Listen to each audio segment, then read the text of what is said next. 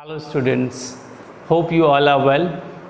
Today we will talk about chemical reaction of metal.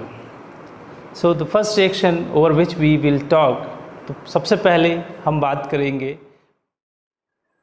So the next reaction students, when metal react with oxygen. जब metal की reaction oxygen से होती है तो metal oxide form होता है, right. For example sodium and potassium, they are most reactive metals. तो ये विगरसली ऑक्सीजन से रिएक्शन करती हैं और मेटल ऑक्साइड को फॉर्म करती हैं. That is why they kept in kerosene, right.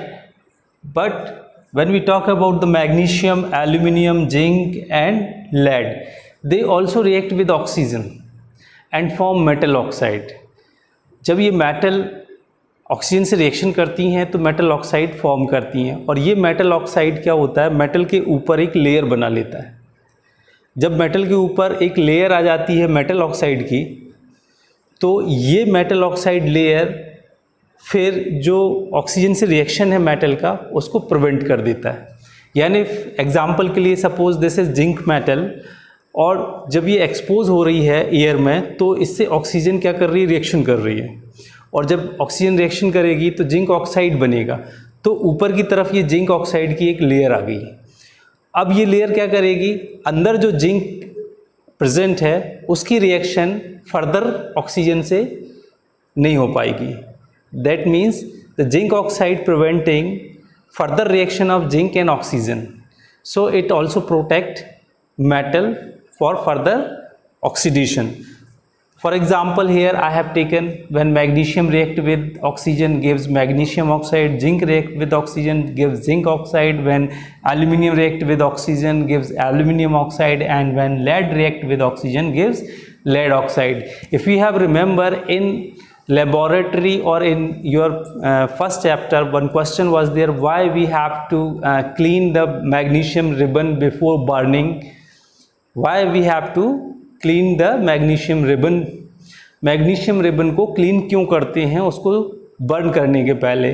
That is what the reason, because magnesium is expose into the air. Magnesium बहुत समय से एयर में एक्सपोज था और उसने मैग्नीशियम ऑक्साइड की एक लेयर मैग्नीशियम रिबन के ऊपर फॉर्म कर ली है, जिससे क्या होगा, जिससे हम उसको बर्न करेंगे तो वो आसानी से बर्न नहीं होगा, right. So some of the oxides are amphoteric in nature. Some of the metal oxides are amphoteric in nature. Ampho मतलब amph जहाँ पे भी आ जाता है, it is a biological word.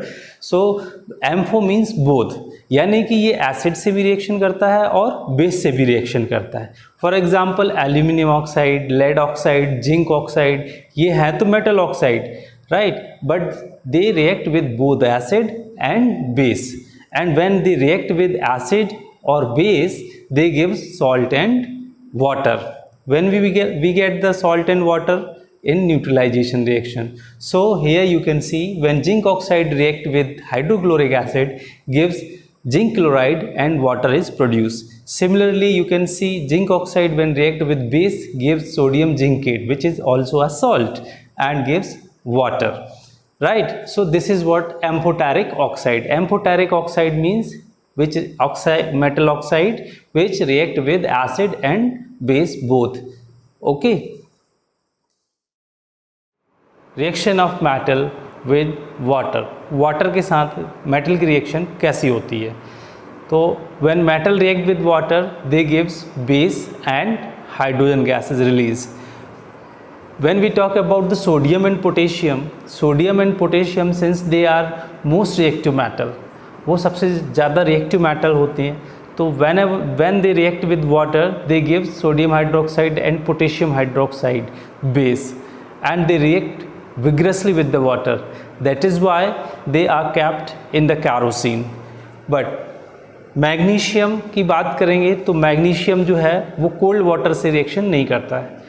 Hot water के साथ मैग्नीशियम रिएक्शन करता है और बेस और हाइड्रोजन बनाता है. वहीं अगर हम बात करें एल्यूमिनियम, आयरन और जिंक की, तो ये भी कोल्ड वाटर के साथ रिएक्शन नहीं करते हैं, हॉट वाटर के साथ रिएक्शन नहीं करते हैं. ये वाटर स्टीम के साथ, भाप के साथ रिएक्शन करते हैं और मेटल बेस बनाते हैं और हाइड्रोजन गैस को रिलीज करते हैं। वहीं अगर हम बात करें लेड, कॉपर, सिल्वर और गोल्ड की, तो ये ना तो कोल्ड वाटर से रिएक्शन करते हैं, ना हॉट वाटर से रिएक्शन करते हैं, ना वाटर स्ट्रीम से रिएक्शन करते हैं। They do not react with water at all. Now the next reaction is reaction of metal with acid. So जब मेटल एसिड के साथ रिएक्शन करता है तो सॉल्ट और हाइड्रोजन गैस बनाता है। That can be the hydrogen gas can be confirm by pop sound test.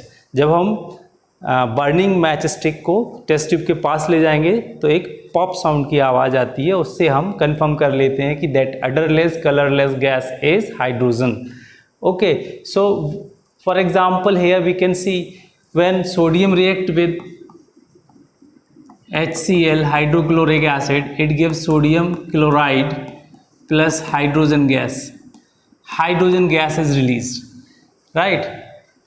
But when we talk about HNO3, HNO3 is considered as strong oxidising agent. ये strong oxidising agent होता है, तो जब भी metal की reaction concentrate HNO3 से होती है तो हमें सॉल्ट और हाइड्रोजन नहीं मिलता है। Why? Because it is strong oxidising agent, so it oxidise hydrogen into water. Oxidation मतलब एडिशन ऑफ ऑक्सीजन, तो जो हाइड्रोजन है उसमें ऑक्सीजन ऐड हो जाता है और वाटर बना लेता है। नाइट्रोजन में ऑक्सीजन ऐड हो जाता है, नाइट्रस ऑक्साइड बना लेता है। तो ये इतना स्ट्रॉन्ग ऑक्सीडाइजिंग एजेंट है कि ये सॉल्ट और हाइड्रोजन ना बना के क्या बना लेता है, वाटर और ऑक्साइड्स ऑफ नाइट्रोजन।